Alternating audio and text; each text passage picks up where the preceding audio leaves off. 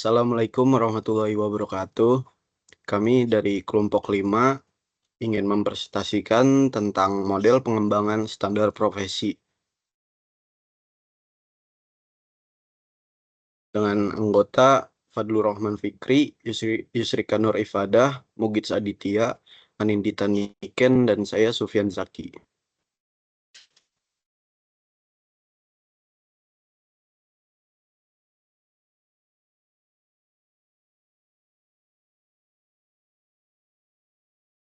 Ini table of content kami. Yang pertama itu ada jenis-jenis profesi di bidang IT, yang buat studi profesi IT, yang tiga standar HCM dan IE, standar profesi di Indonesia dan regional. Kelima, model dan standar profesi di USA dan Kanada. Yang keenam, model standar di Eropa, yaitu Inggris, Jerman, dan Prancis.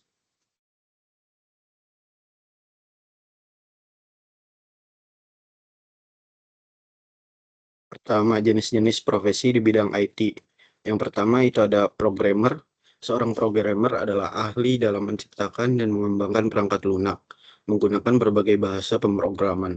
Tugas utamanya melibatkan pemahaman mendalam tentang kebutuhan pengguna dan kemudian menerjemahkan ke dalam kode yang dapat dieksekusi oleh komputer. Mereka tidak hanya membuat program, tetapi juga terlibat dalam pemeliharaan, debugging, dan peningkatan berkelanjutan. Yang kedua ada web designer. Seorang web designer memiliki peran kunci dalam menciptakan tampilan estetis dan antarmuka pengguna yang responsif untuk situs web. Dengan keterampilan desain grafis dan pemahaman mendalam tentang user experience, mereka merancang layout, warna, dan elemen visual lainnya untuk meningkatkan daya tarik dan kegunaan situs. Yang ketiga ada web developer, memiliki tanggung jawab khusus dalam mengembangkan dan memelihara situs web. Mereka bekerja dengan bahasa pemrograman web dan teknologi terkait untuk membuat fungsi interaktif, meningkatkan performa, dan memastikan keamanan situs. Yang keempat itu ada IT support. IT support merupakan garda terdepan dalam menjaga stabilitas sistem IT suatu perusahaan. Tugas utamanya melibatkan pemantauan sistem komputer dan jaringan untuk memastikan kinerja optimal. IT support juga berperan dalam memberikan dukungan kepada pengguna yang mengalami masalah teknis seperti masalah koneksi, perangkat lunak, atau perangkat keras. Yang kelima ada game tester. Seorang game tester memiliki peran krusial dalam industri game, di mana mereka menjadi pengguna awal yang menguji permainan untuk menemukan bug, error, atau memberi umpan balik kerinci. Selain menikmati permainan, game tester harus memiliki kepekaan untuk mendeteksi potensial masalah dan memberikan laporan yang membantu pengembang memperbaiki dan meningkatkan kualitas permainan. Yang keenam ada game developer. Game developer adalah profesi yang membutuhkan pemahaman mendalam tentang esensi permainan dan keahlian dalam menciptakan konten yang menarik. Mereka memadukan kreativitas dengan pemrograman untuk mengembangkan gameplay, grafik, dan fitur lainnya. Kesulitan yang kompleks dalam menciptakan pengalaman bermain yang membedakan game developer dari programmer konvensional. Yang ketujuh itu ada social media support. Social media support bertanggung jawab mengelola keberadaan perusahaan di platform media. Tugasnya melibatkan interaksi dengan pengguna, menggapai pertanyaan atau masalah, dan memastikan citra positif perusahaan di dunia digital. Dengan pemahaman tentang dinamika media sosial, mereka menciptakan konten menarik dan menjaga keterlibatan pengguna. Yang kedelapan itu ada network developer. Seorang network developer fokus pada pembuatan dan pengembangan jaringan komputer. Mereka memiliki kemampuan analisis untuk merancang topologi jaringan yang efisien dan dapat mengatasi kebutuhan bisnis.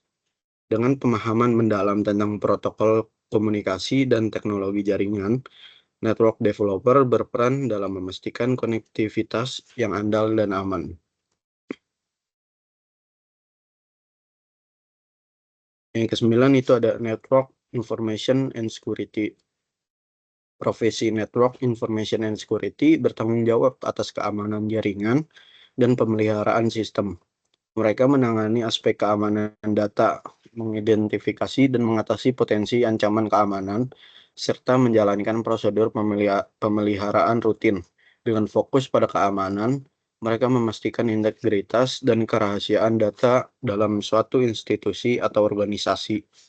Yang terakhir itu ada IT maintenance. IT maintenance melibatkan pemeliharaan dan perbaikan sistem IT, baik dari segi perangkat keras maupun perangkat lunak.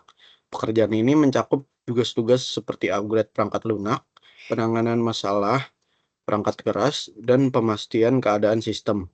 IT maintenance menjadi kunci dalam memastikan sistem IT berperan secara optimal. Selanjutnya akan dibacakan oleh Mugits Aditya. Waktu dan tempat dipersilahkan.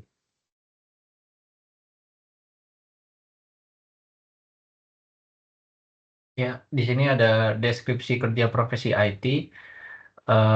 Jenis karir di bidang teknologi informasi sangat beragam, bahkan bidang teknologi informasi selalu berkembang seiring berjalannya waktu. Semakin berkembangnya dunia teknologi informasi, maka semakin banyak pula karir di bidang teknologi informasi yang tersedia beragam beritanya. Berikut deskripsi profesi kerja IT. Yang pertama ini ada pekerja perangkat lunak. Pekerja perangkat lunak terdiri dari sistem analis, web designer, programmer, dan web programmer. Sistem analis ini menganalisis, merancang, dan mengevaluasi sistem, memiliki keahlian analisis, teknis manajerial, interpersonal, dan komunikasi. Web designer tugasnya merencanakan, menganalisis, dan merancang proyek aplikasi web. Programmer bertugas mengimplementasikan desain sistem analis menjadi program aplikasi atau sistem operasi. Yang terakhir, web programmer membangun website berdasarkan desain web menggunakan bahasa pemrograman seperti Ruby on Rails, PHP, Net, dan Java.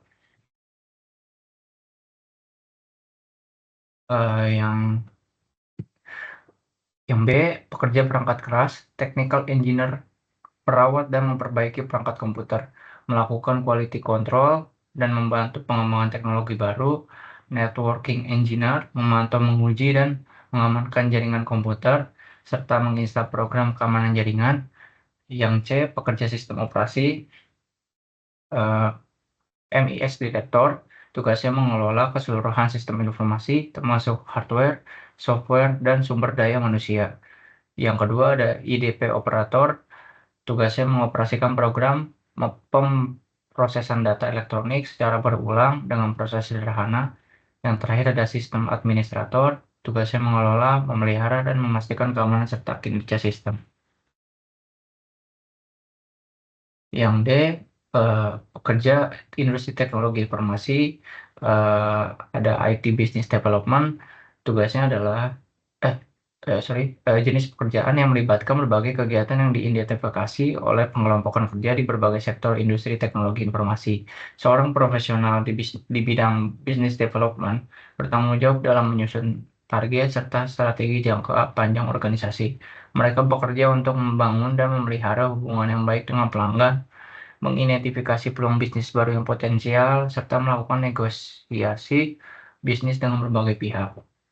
Selain itu, mereka juga harus memonitor perkembangan pasar untuk memastikan bahwa organisasi tetap kompetitif dan relevan dalam industri yang terus berubah. Tugas-tugas ini memerlukan pemahaman yang mendalam tentang tren pasar, analisis data, serta kemampuan komunikasi dan negosiasi yang kuat. Business development di sektor teknologi informasi juga seringkali berkolaborasi dengan berbagai departemen lain dalam organisasi, seperti tim penjualan, pemasaran, dan produk untuk memastikan bahwa strategi yang dikembangkan selaras dengan tujuan keseluruhan perusahaan. Sini ada ACM akan dibacakan oleh Yusrika. Oke, baik. Terima kasih, Mugits. Masuk ke ACM atau Association for Computing Machinery. Atau bisa juga kita sebut asosiasi untuk Permesinan komputer adalah sebuah serikat ilmiah dan pendidikan komputer pertama di dunia yang didirikan pada tahun 1947 yang berpusat di kota New York. Anggota ACM sekitar 78.000 terdiri dari para profesional dan para pelajar yang tertarik akan komputer. ACM diatur menjadi 170 bagian lokal dan 34 SAIG atau grup minat khusus. SAIGES melakukan banyak kegiatan seperti SIGGRAPH, SIGPLAN, dan SIGCOM, mensponsori konferensi teratur yang menjadi terkenal sebagai acara utama untuk memperkenalkan inovasi baru dalam bidang tertentu. SIG juga menerbitkan sejumlah jurnal khusus, majalah, dan surat berita.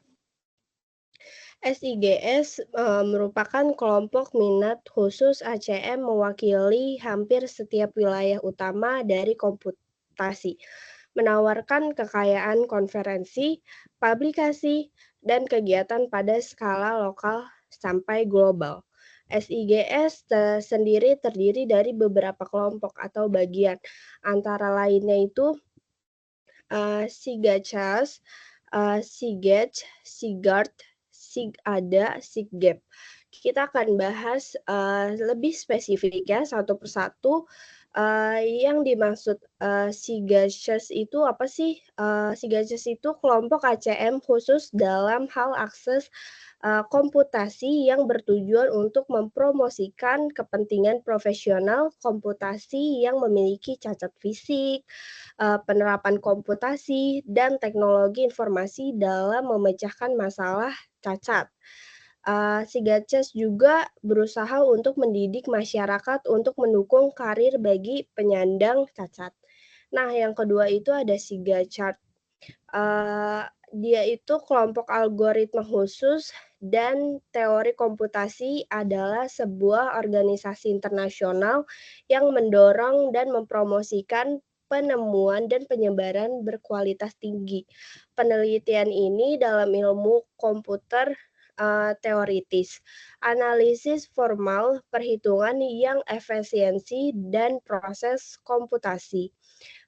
TCC ini mencakup berbagai topik termasuk algoritma, struktur data, kompleksitas komputasi, komputasi paralel dan terdistribusi, perhitungan probabilistik, perhitungan kuantum, teori automata, teori informasi, dan kriptografi.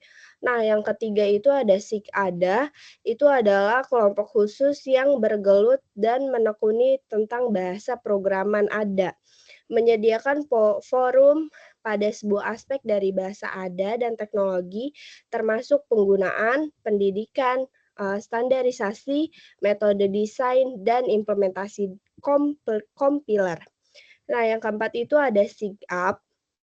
SIGAP ini kelompok khusus komputasi terapan, menawarkan praktisi dan penelitian kesempatan untuk berbagi kepentingan bersama dalam aplikasi yang inovatif, transfer teknologi, komunikasi eksperimental, penelitian strategi, dan pengelolaan komputasi. Nah, yang terakhir itu ada SIGART. SIGART itu adalah kelompok minat khusus kecerdasan buatan, terdiri dari studi intelijen dan realisasi dalam sistem komputer. Next.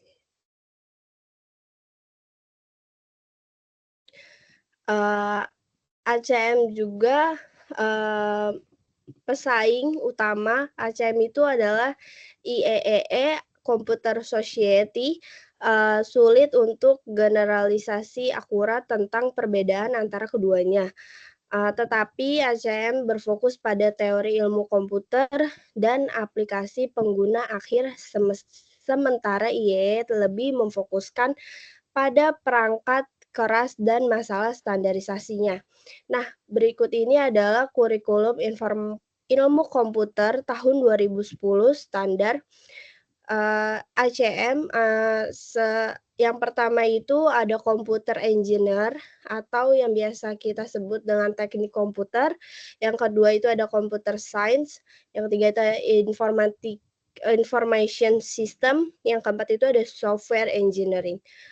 Mungkin yang dimaksud dari computer engineering di sini itu adalah siswa mempelajari desain hardware, digital, dan perangkat lunak, termasuk sistem komunikasi, sistem, dan perangkat komputer. Nah, kalau untuk computer science atau ilmu komputer itu, dia tuh menawarkan landasan yang memungkinkan lulusan untuk beradaptasi dengan teknologi baru dan ide-ide barunya. Untuk yang nomor 3 itu ada information system, itu tuh berhubungan dengan informasi bahwa sistem komputer dapat membantu sebuah perusahaan, non-profit atau organisasi pemerintah dalam mendefinisikan dan mencapai tujuannya. Nah, yang terakhir itu ada software engineering atau rekayasa perangkat lunak. Profesi ini berperan dalam mengembangkan dan memelihara sistem perangkat lunak agar handal dan efisien. Next.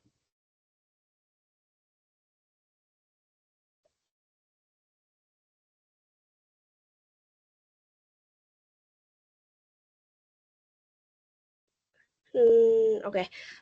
Kita masuk ke IEE, atau disebut juga dengan Institute of Electrical and Electronic Engineering, adalah sebuah organisasi profesi nirlaba yang terdiri dari banyak ahli di bidang teknik yang mempromosikan pengembangan standar-standar dan bertindak sebagai pihak yang mempercepat teknologi-teknologi baru dalam semua aspek dalam industri dan rekayasa, yang mencakup telekomunikasi, jaringan komputer, kelistrikan, antariksa, dan elektronika.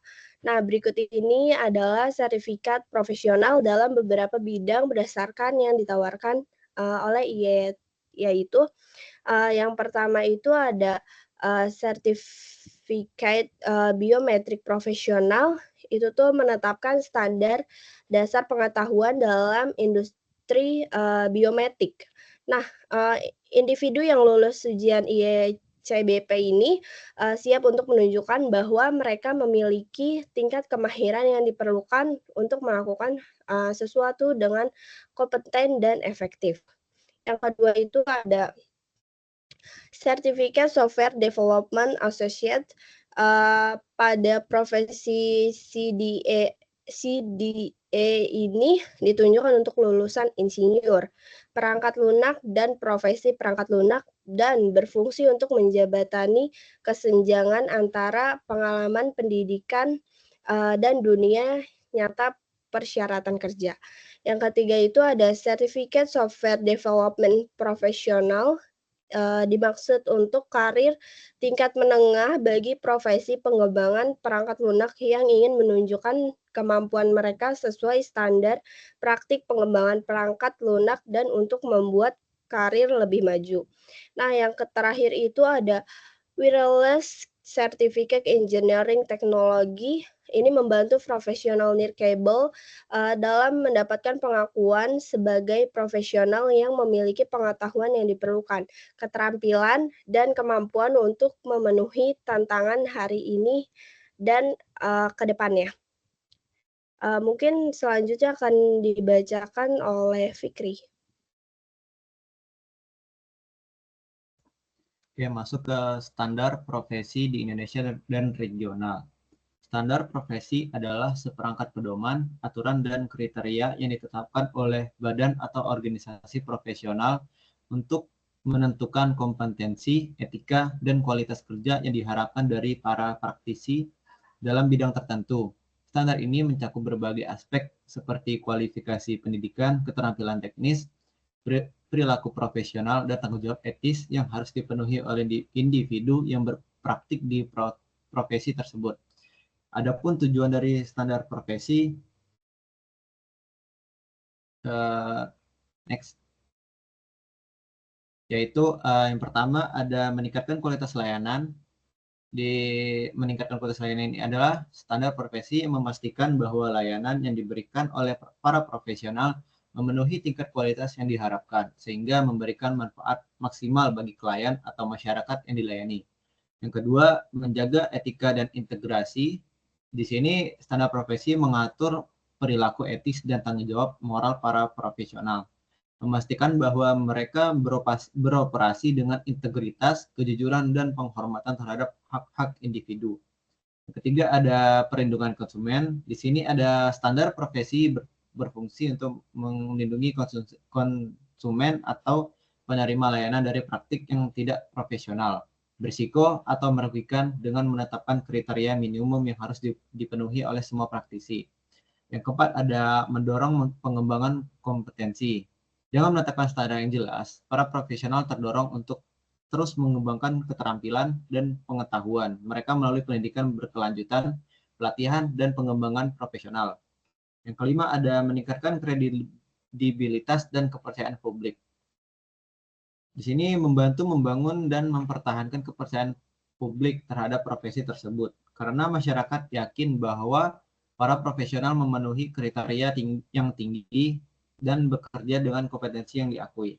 Selanjutnya ada membantu regulasi dan pengawasan. Di membantu regulasi dan pengawasan ini ada memudahkan badan regulasi dan organisasi profesional dalam mengawasi dan mengatur praktik-praktik di bidang tersebut, serta mengambil tindakan yang diperlukan terhadap pelanggaran atau ketidakpatuhan. Yang ketujuh, mendukung keselarasan internasional. Dengan mengadopsi standar yang diakui secara internasional atau regional, para profesional dapat mudah berpraktik di berbagai negara, meningkatkan mobilitas tenaga kerja, dan memastikan kualitas layanan yang konsisten di berbagai yurisdiksi. Yang terakhir ada memberikan kerangka kerja untuk penilaian dan evaluasi.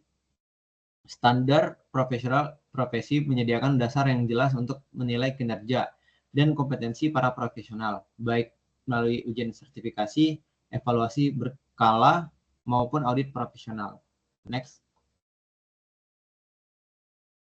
Di sini ada elemen utama kerangka hukum dan regulasi. Pertama ada undang-undang dan peraturan pemerintah.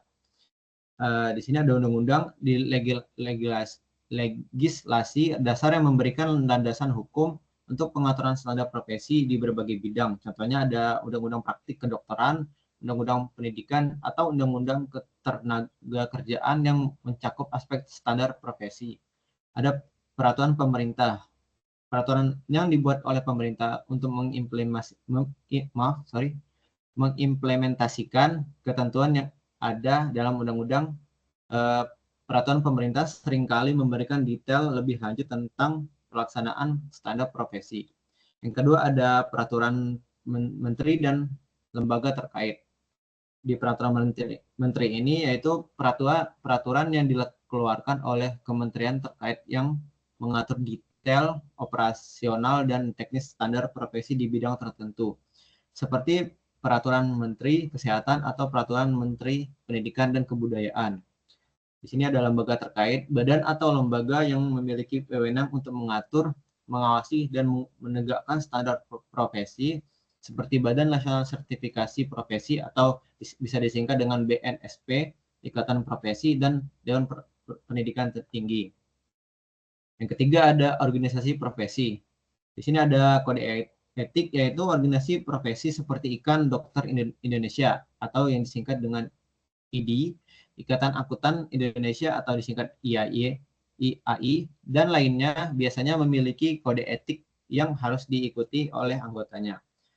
Ada standar kompetensi. Di standar kompetensi ini yang ditetapkan oleh organisasi profesi yang mencakup keterampilan dan pengetahuan yang harus dimiliki oleh praktisi di bidang tersebut. Yang keempat ada mekanisme sertifikasi dan akreditasi. Sertifikasi ini yaitu proses pemberian sertifikat kompetensi kepada profesional yang telah memenuhi standar yang ditetapkan. Badan sertifikasi seperti BNSP memainkan peran penting dalam proses ini. Ada akreditasi yaitu proses evaluasi dan pengakuan institusi pendidikan atau pelatihan yang memenuhi standar kualitas tertentu. Lembaga akreditasi nasional seperti Badan Akreditasi Nasional Perguruan Tinggi atau BAN-PT bertanggung jawab atau akreditasi ini. Yang kelima ada pengawasan dan penegakan. Di sini ada pengawasan, yaitu proses pemantauan berkelanjutan terhadap praktik profesional untuk memastikan kepatuhan terhadap standar yang ditetapkan. Ini bisa dilakukan melalui audit, inspeksi, dan evaluasi berkala. Dan penegakan ini yaitu tindakan yang diambil terhadap pelanggaran standar profesi, termasuk pemberian sanksi disipliner, pencabutan sertifikasi, atau tindakan hukum lainnya. Terakhir yaitu kerjasama internasional dan regional. Di sini ada standar internasional, yaitu adopsi dan harmonisasi standar internasional yang diakui oleh badan seperti International Organization for Standardization atau ISO, atau standar regional ASEAN. Ada Mutual Recognition Agreements atau MRA, yaitu perjanjian antara negara-negara untuk saling mengakui kualifikasi dan sertifikasi profesional, memudahkan mobilitas tenaga kerja antar negara. Selanjutnya akan dijelaskan oleh Anin.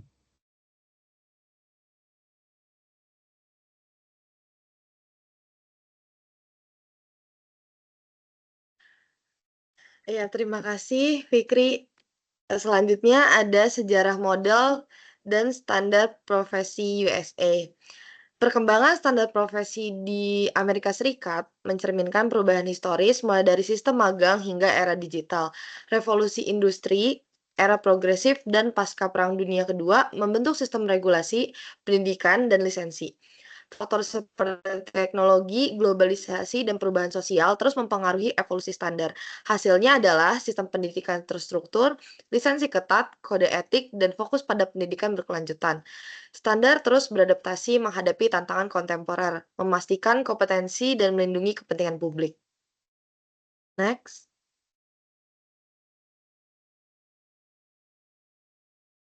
Yang pertama, ini tuh ada elemen-elemen yang membentuk model dan standar profesi di USA.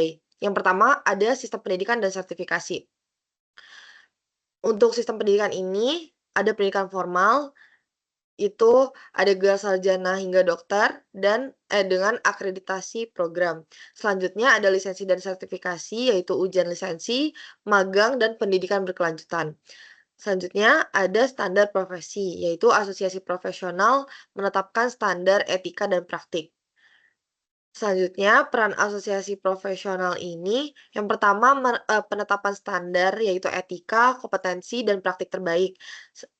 Lalu ada akreditasi pendidikan, yang perannya menjamin kualitas kurikulum. Selanjutnya, sertifikasi dan lisensi. Perannya mengelola ujian dan persyaratan kredensial. Lalu ada pendidikan berkelanjutan, menyediakan program untuk update pengetahuan, penegakan etika, untuk investigasi pelanggaran dan sanksi, advokasi untuk mewakili profesi dalam kebijakan, penelitian dan pengembangan untuk mendukung kemajuan pengetahuan, jaringan dan kolaborasi untuk platform, untuk berbagai ide dan praktik terbaik. Dan yang terakhir, informasi dan kepemimpinan, perannya menerbitkan jurnal dan menawarkan pengembangan kepemimpinan. Boleh dilanjut. Next.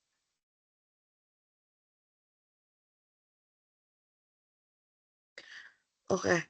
Selanjutnya, elemen selanjutnya yaitu ada regulasi pemerintah. Pemerintah di USA ini terbagi menjadi dua, ada pemerintah federal, tugasnya membuat aturan nasional, pengawasan profesi lintas negara bagian, dan standar dasar dan dana penelitian. Selanjutnya, regulasi pemerintah di negara bagian ini bertugas untuk izin kerja, standar pendidikan, penegakan aturan, dan inspeksi tempat kerja. Elemen selanjutnya ada pelatihan lanjutan. Pelatihan lanjutan ini, yang pertama ada perkembangan ilmu dan teknologi, itu membantu profesional tetap update. Selanjutnya ada persaingan kerja, yaitu untuk meningkatkan peluang karir. Lalu ada mutu pekerja untuk meningkatkan kualitas kerja, kemampuan beradaptasi dan ide baru untuk membantu menyesuaikan diri dan memunculkan inovasi. Yang terakhir, kepuasan tanggung jawab profesi, yaitu untuk meningkatkan kepuasan kerja dan layanan kepada masyarakat. Model dan standar profesi di Amerika Serikat terus beradaptasi dengan tantangan kontemporer seperti kecerdasan buatan, perubahan iklim, dan pandemi global dengan tujuan utama untuk memastikan kompetensi profesional dan melindungi kepentingan publik. Next. Selanjutnya, model dan standar profesi Kanada akan dijelaskan oleh Fikri. Oke, model dan standar profesi Kanada. Di sini model profesi Kanada menekankan regulasi mandiri, standar tinggi, dan pembelajaran seumur hidup. Sistem ini dirancang untuk menjamin kualitas layanan, melindungi kepentingan publik, dan memfasilitasi mobilitas tenaga kerja. Fokus utama adalah etika profesional, akuntabilitas, dan adaptabilitas terhadap perubahan. Tujuannya membangun kepercayaan publik dan memastikan praktik profesional yang berkualitas tinggi di seluruh negeri. Next.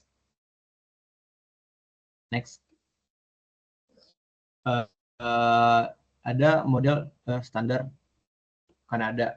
Yang pertama itu ada elemennya. Elemen pertama itu regulasi pemerintahan. Federal menetapkan standar nasional untuk beberapa profesi, mengatur profesi di industri federal dan memfasilitasi mobilitas tenaga kerja antar provinsi. Ada provinsi, di sini ada regulasi dilakukan oleh Badan Pengatur Profesi. Di setiap provinsi, setiap College of Physicians and Surgeons. Next. Yang kedua ada sertifikasi dan lisensi. Di proses sertifikasi dan lisensi bervariasi antar profesi dan provinsi. Pertama ada contohnya dokter lulus Medical Council of Canada Qualifying Examination dan mendapatkan lisensi provinsi. Kedua ada pengacara. Di pengacara ini menyelesaikan gelar hukum, program magang atau ARKLING dan ujian bar provinsi. Tiga ada akuntan. Di akuntan ini mengikuti program CPA. Yang ketiga ada sistem pendidikan di universitas dan perguruan tinggi melakukan program gelar sarjana dan pasca sarjana dengan kompeten praktis yang kuat serta menekan pendidikan berkelanjutan.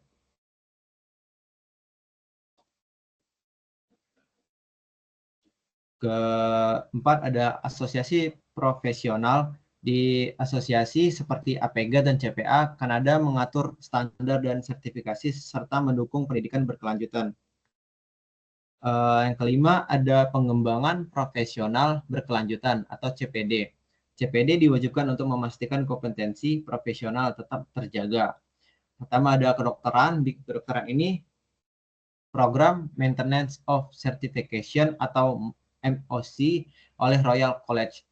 Yang kedua ada hukum. Law Society of Ontario mewajibkan minimal 12 jam CPD per tahun. Terakhir ada akuntansi. Di CPA, Kanada mewajibkan 120 CPD dalam 3 tahun. Next. Selanjutnya akan dibacakan oleh Mugit.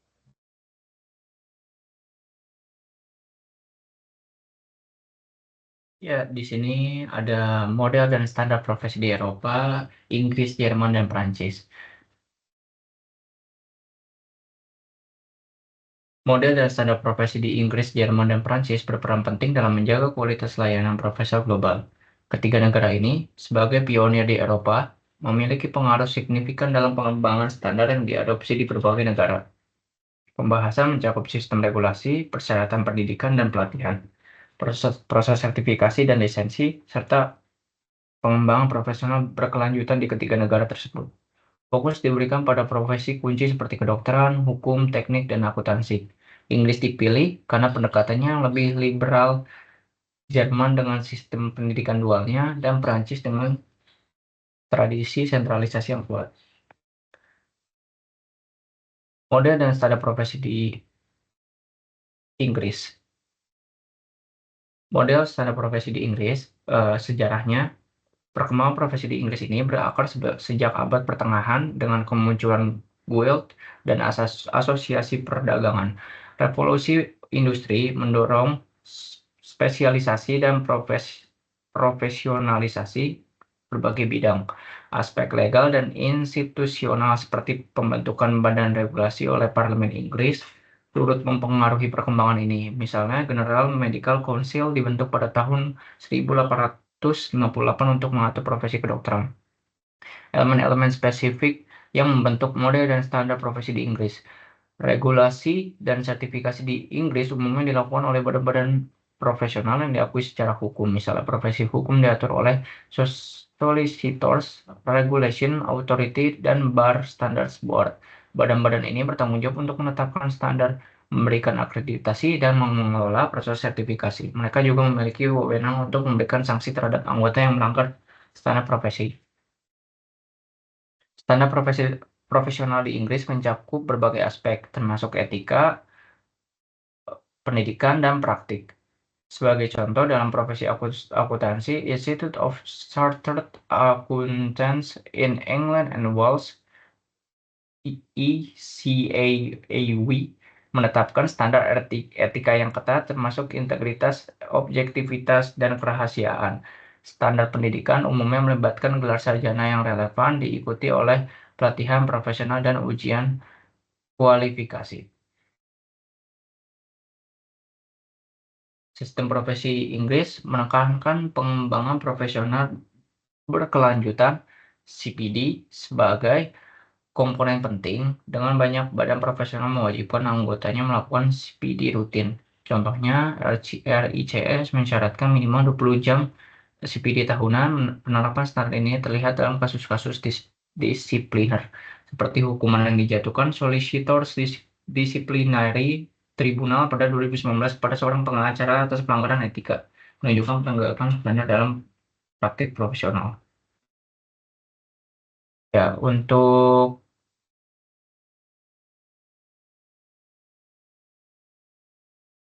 model dan standar profesi Jerman akan dibacakan oleh Anin. Oke, terima kasih banyak Mugit.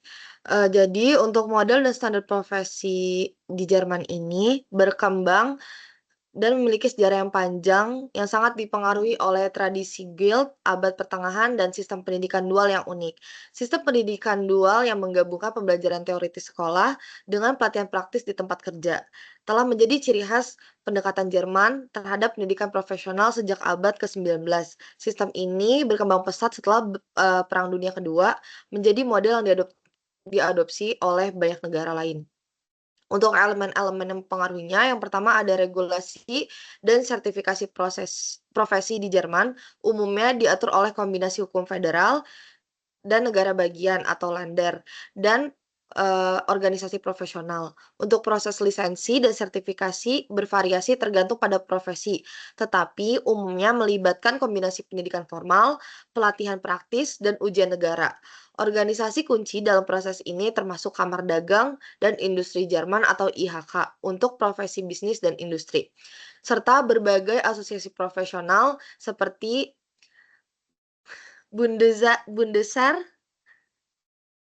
Kammer atau Asosiasi Dokter Federal untuk profesi medis. Standar profesional di Jerman sangat ketat dan diatur dengan baik. Misalnya dalam profesi teknik, Verein Deutscher Ingenieur atau VDI menetapkan standar teknis yang harus dipatuhi. Standar ini mencakup aspek-aspek seperti etika profesional, kompetensi teknis, dan keselamatan. Dalam profesi hukum, Asosiasi Pengacara Asosiasi Pengacara Federal menetapkan dan menegakkan standar etika dan praktik hukum. Boleh dilanjut? Selanjutnya ada model dan standar profesi di Prancis.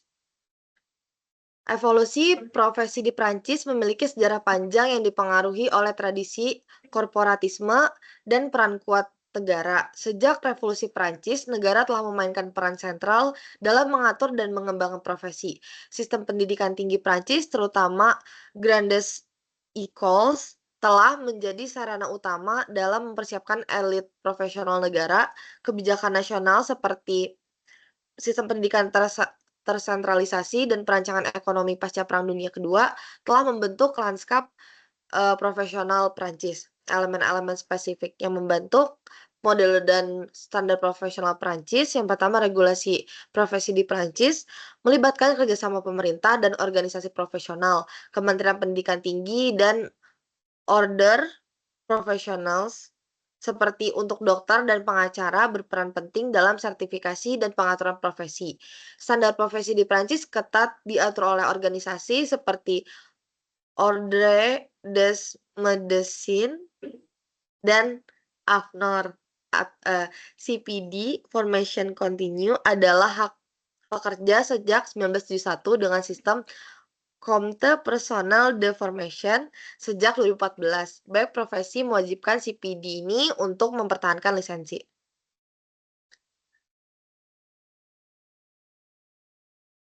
CPD ini atau Fortbildung wajib untuk banyak profesi di Jerman. Dokter harus mengumpulkan poin CPD selama 5 tahun untuk mempertahankan lisensi.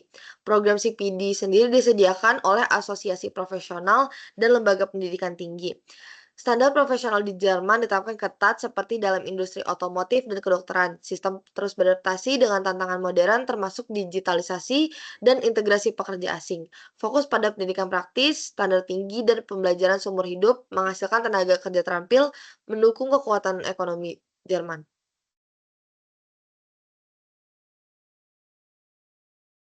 Next. Kesimpulan dari makalah ini membahas pentingnya pengembangan standar profesi dalam bidang teknologi informasi atau TI sebagai respon terhadap perkembangan teknologi dan globalisasi. Standar profesi TI ini penting untuk menjaga kualitas, kompetensi, dan memfasilitasi mobilitas tenaga kerja global. Pembahasan mencakup standar yang diterapkan organisasi internasional seperti ACM dan IEEE, serta perbandingan standar di berbagai negara. Di Indonesia, pengembangan standar harus mempertimbangkan kebutuhan lokal dan global, termasuk aspek etika. Tantangan utama meliputi kebutuhan, pembaruan kompetensi, dan mengatasi perbedaan standar antar negara. Namun, ada peluang untuk menciptakan standar adaptif yang mendukung pertumbuhan industri IT global. Harmonisasi standar dan kerjasama antar pemangku kepentingan ditekankan sebagai kunci pengembangan standar yang efektif.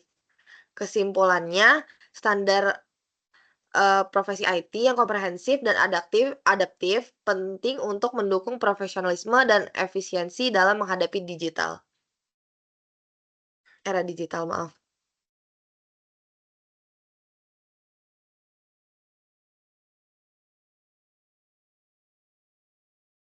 Next. Oke.